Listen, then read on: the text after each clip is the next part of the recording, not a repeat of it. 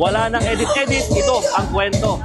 Nandito ako ngayon sa Socorro, Surigao del Norte, kung saan ginagawa yung Harog Festival, in which kasabay ito ng kapistahan ng foundation ng Socorro as a municipality. So dito, kahit umuulan, talaga tuloy yung kanilang selebrasyon. Yung Harog Festival, mga kapatid, ito yung parang pagkain nila, yung harog. So, nakikita nyo, no?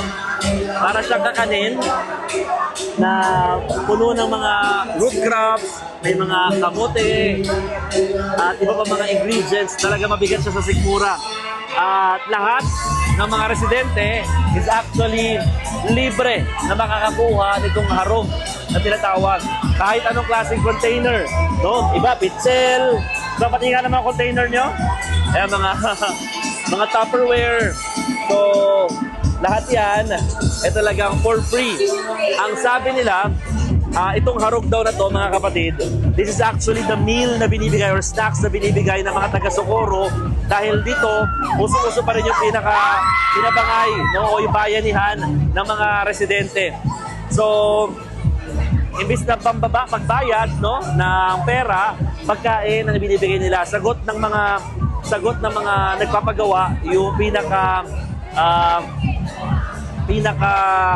materyales, yung labor, libre na kasi nga dito sa Socorro hanggang ngayon, active pa rin daw yung bayanihan spirit. So dito, talagang lahat sila, ayan, kahit umuulan na, malakas yung ulan dito, pero all of them, masaya pa rin and all. Actually, speaking of masaya, kanina, kasama na rin nag-perform dito sa foundation anniversary ng Socorro, yung Omega de Salonera. Itong Omega de Salonera, ito yung performing arm ng Socorro or Sitio Bayanihan Services Incorporated. No?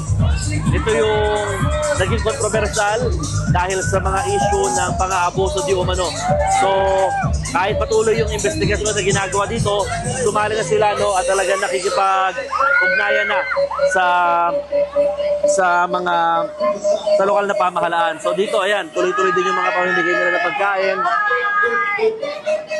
So rain or shine, tuloy-tuloy yung mga pagkain na ginagawa nila dito sa area. So na-tsempo tayo dito sa fiesta ng Harog, no? At kasabay nga ng founding anniversary ng bayan ng Socorro dito sa Surigao del Norte. O paano? Ako po si Mon Gualvez ng News 5 at yan ang aking istorya ngayong araw.